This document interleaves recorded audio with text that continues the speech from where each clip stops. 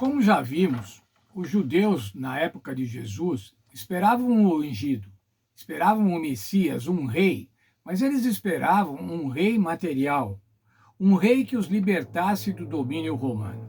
Havia já século que eles estavam dominados pelos romanos e eles queriam obter o libertador, queriam receber o libertador.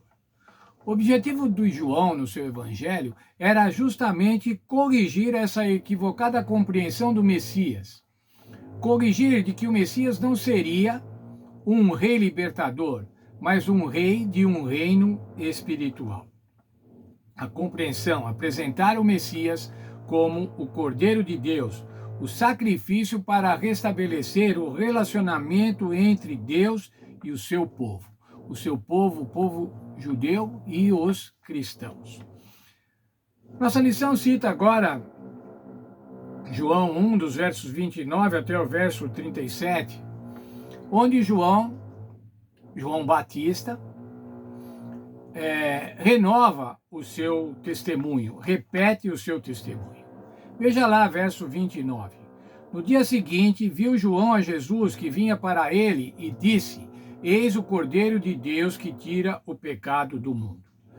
João Batista estava apresentando o Senhor Jesus como o Cordeiro de Deus.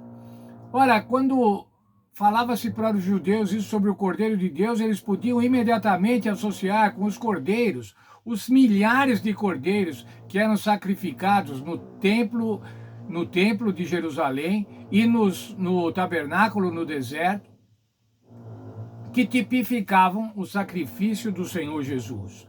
O sacrifício de Jesus. Jesus era agora o antitipo. Os tipos eram os cordeiros e os animais que eram sacrificados.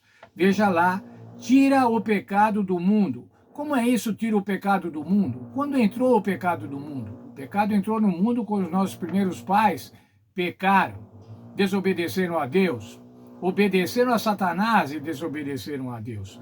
Mas naquele momento, em Gênesis 3,15, você vai ver o Senhor Deus deu uma promessa de restauração. A primeira promessa de redenção do pecador. O que diz o verso? Porém, inimizade entre ti e a mulher, entre a tua descendência e o seu descendente. Este te ferirá a cabeça, e tu lhe ferirás o calcanhar. Vamos ver esse verso com detalhe. Porém, inimizade entre ti, entre Satanás e a mulher. A mulher são os crentes, a mulher é a igreja. Entre a tua descendência, a descendência de Satanás, os pecadores, e o seu descendente, o descendente da mulher, o Senhor Jesus Cristo. Este te ferirá a cabeça. O Senhor Jesus Cristo ferirá e feriu a cabeça da serpente, destruiu a serpente, vai extinguir a serpente. E tu lhe ferirás o calcanhar, falando da perseguição constante de Satanás à igreja. Veja, era essa profecia agora que João Batista estava citando. Eis o Cordeiro de Deus que tira o pecado do mundo. A esse favor, vou ler agora o verso 30. A esse favor de quem eu disse, após mim vem um varão que tem a primazia, porque já existia antes de mim. Quem era esse varão que tinha a primazia, que existia antes de João? Era o Senhor Jesus. Eu mesmo não o conhecia, mas a fim de que ele fosse manifestado em Israel, vim, por isso batizando com água. João Batista estava dizendo da sua missão, anunciar o Senhor Jesus. E João testemunhou dizendo, vi o Espírito descer do céu como pomba e pousar nele. Eu não conhecia. Aquele, porém, que me enviou a batizar com água, me disse, aquele sobre quem vires descer e pousar o Espírito, este é o que batiza com o Espírito Santo. Essa era a instrução que o Senhor Deus havia dado a João Batista. Quando você vir descer e pousar o Espírito sobre ele, é esse que batiza com o Espírito Santo. E agora veja o verso 34, que beleza, o testemunho de João. Pois eu vi, de fato, vi e tenho testificado de que ele é o Filho de Deus. Veja, ele está falando assim, eu vi, verdadeiramente eu vi, e tenho testificado de que este é o Filho de Deus. Veja um parágrafo da nossa lição. Quando no batismo de Jesus, João apontou para o Cordeiro de Deus, nova luz foi projetada para o Messias, para a obra do Messias. A mente do profeta foi dirigida às palavras de Isaías, como cordeiro foi levado ao matadouro. Veja, profecias que apontavam para o Senhor Jesus. Veja ainda agora, verso 35 e 36. No dia e 37 também. No dia seguinte estava João outra vez na companhia de 2 dos seus discípulos. E vendo Jesus passar, disse: Eis o Cordeiro de Deus. Os 2 discípulos, ouvindo-o dizer isso, seguiram a Jesus. Amanhã nós vamos ver quem são esses 2 discípulos de João, que imediatamente aceitaram o Senhor Jesus como o Cordeiro de Deus e passaram a seguir o Senhor Jesus, se tornaram discípulos do Senhor Jesus. A plena compreensão da missão do Senhor Jesus Cristo, a missão de sacrifício, Jesus, o Cordeiro de Deus. Nossa lição cita ainda 3 textos bíblicos, irmãos, que falam do Senhor Jesus Cristo, da missão do Senhor Jesus Cristo. Marcos 10, 45. Pois o próprio Filho do Homem, ou seja, Jesus Cristo, não veio para ser servido, mas dar a sua vida para servir e dar a sua vida em resgate de muitos.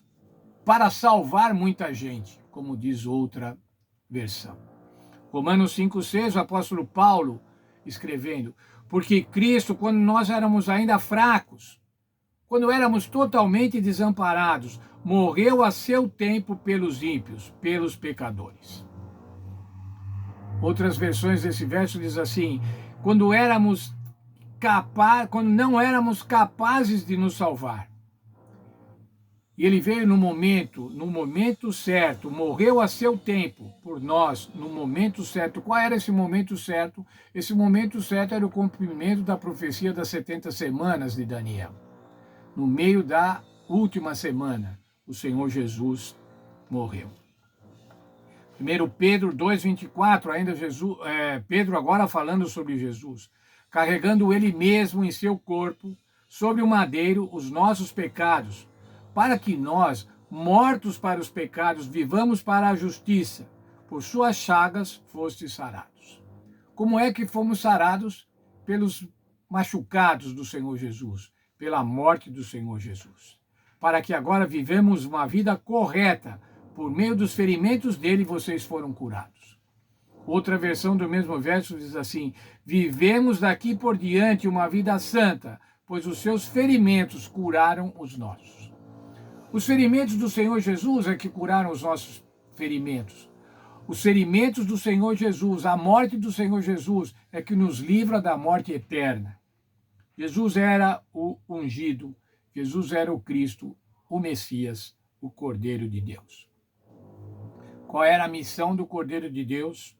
Se sacrificar para salvar seres humanos pecadores. Para que nós, crendo no sacrifício do Senhor Jesus Cristo, tenhamos a vida eterna. E é por isso, irmãos, que nós devemos ser eternamente gratos. E seremos eternamente gratos. Durante a vida eterna, seremos eternamente gratos pela salvação que o Senhor Jesus proveu a cada um de nós.